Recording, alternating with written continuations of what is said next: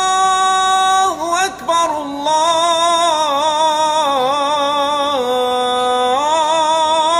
الله أكبر.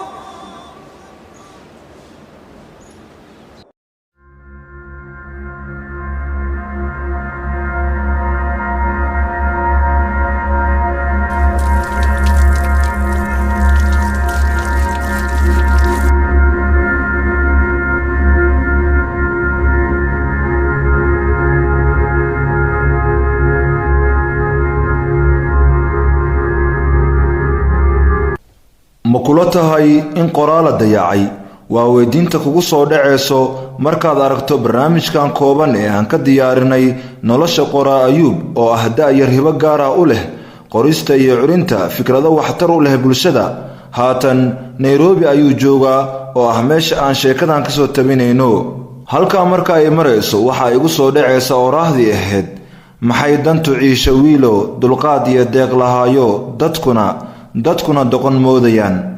marka aynu ka hadlayno qoraa shakhsi ahaan waa qof bulshada u ah haldoor ahna dhaxal reebaha sheekooyin taariikheed iyo sameynta sheeko xariireed qarni ilaa qarni la iska dhaxlo.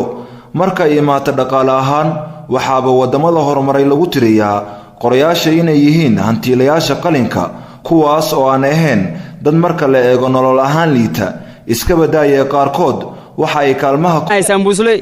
runaanti kama xishoona nolosheena because sambuuskan aan gadeeno taajirinta sidii dad kamid ah cuno marka wax laga xishooda maaha oo waa xooggaada oo dhididkaada marka saas darteed dad badan aan macnaha ku tartanna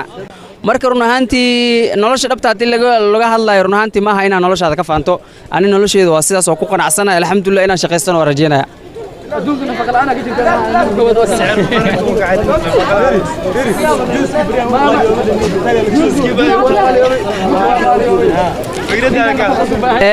igraal noqo maxay dhahday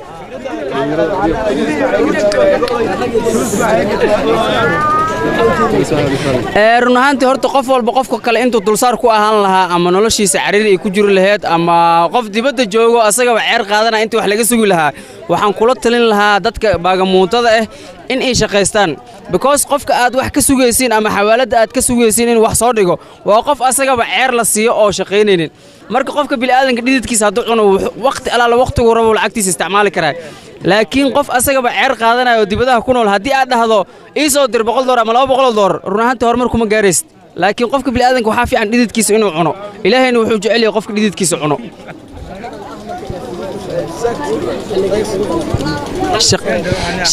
aanu ka fiirina dhanka kale laba kala bareeda kala warla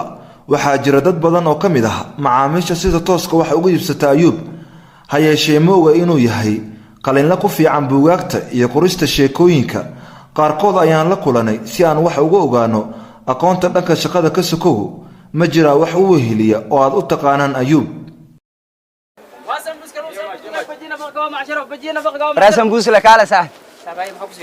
هاي ساعة أو سمبوس كيك والله وحام وهذا سمبوس دورة سمبوس ملاي شيلان أو بط سومالي لكن أو يوم بالله هاي محبوس يا سمبوس كيك اسمه أنا سمبوس أعنا موت وديار على حبوب بجيا ملها على حبوب بجيا ولا محكلة أوكي ما سنتا أوكي سلام وسمبوس كلام سمبوس تقعد بجينا مرقام 10 نو نكان وانين سوقليه وانين دلنيرا aad iyo aad aan u jecelnahay inaan wax ka iibsano qadeeda xataa baalka iyo sheegeen waa iska dhaafna xaafadaha ka yimaado waa faanta Soomaa kaliyantiya u nahay macaamila u nahay waa wiil aad u furfuran oo dadaalay sabuuskiisana nadiif waaye aad u macaan ma sha Allah okay goorma ogaatay inuu qoraa yahay warna ninka aan sabuusan ku ogaa kaliya wax kale oo aan ku ogaan ma jirto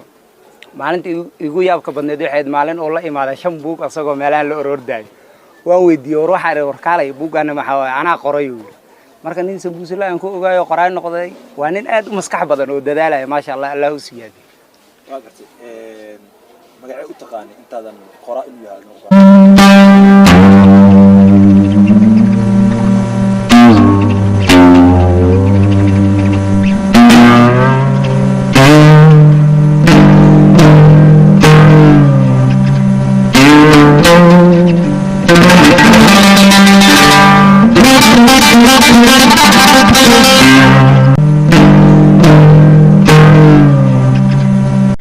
waa xoogsato da'yar ah oo isugu jira gabdho iyo wiilal nolol maalmeedkooda ka soo saarta iibinta sambuusaha si ay ugu maareeyaan noloshooda iyo midda reeraha ay ka dhasheen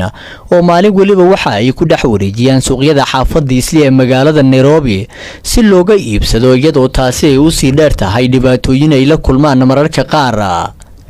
harjadka nolosha da'yarta caqabadaha u sii dheer waxaa qayb ka ah alaabta ay ku iibiyaan sambuusaha oo ay ka qaadato dawladda hoose mararka qaar maadaama aysan wax ruqsada u haysan ganacsiga ay sameeyaan balse dhalinyaradu ay nolol ay ka raadiyaan ka ganacsiga sambuusaha. inkastoo dhalinyaradu ay ka siman yihiin qataraha ay la kulmaan waqtiyada ay ku guda jiraan iibinta sambuusaha haddana siyaabo kala duwan ayay ugu soo biireen ganacsiga ay sameeyaan. gabdho badan way jiraan oo sambuuska noloshooda ku maareeyaan sida anigoo kale 3 caruur ayaan ku korsadaa sambuuska ayaan ka shaqeeyaa muddo 4 sano ah. mararka qaar dhibaatooyin fara badan ayaan la kulannaa oo ka mid yihiin ciidanka kaanjoow oo mararka qaar lacagta aan iskaga bixin lahayn xataa aan haysanin oo iska keen qabanayaan. marka dhibaatooyin fara badan ayaan kala kulannaa sidaasay tahayna nolosheena ayaan ku kaafinaa waana ku noolnahay. duruufo badan awgeed oo jiro sida ragga Soomaaliyeed oo hadda sanadkan jiraan gabdhaha intay guursadaan ay caruur intay ku raran ay saddexdooda siiyaan marka duruufahaas awgeed ay gabdhaha ku kalifaa gabdhaha qaarna family inta uma joogo noloshooda ay ku maareeyaan. way jirtaa dhacdo aniga nafsad ahaanteeda igu dhacday maalmaha kamid ah anoo sambuus wada ayaa waxa igu dhacday ciidanka kaanjo ayay ciirsanayeen laamiga ayaan ku dhacay gacan ayaan ka jabay marka duruufaha nagu kalifana waa wiilal suuqle ay caawiyeen oo Soomaaliyeed maasha Allah muddo kadib sanad ka bacdina shaqadeedii ayaan ku soo laabtay ilaahay caafimaad qeyr qabo u siiyay ilaa haddana waa ka shaqeeyaa sambuuskeyga.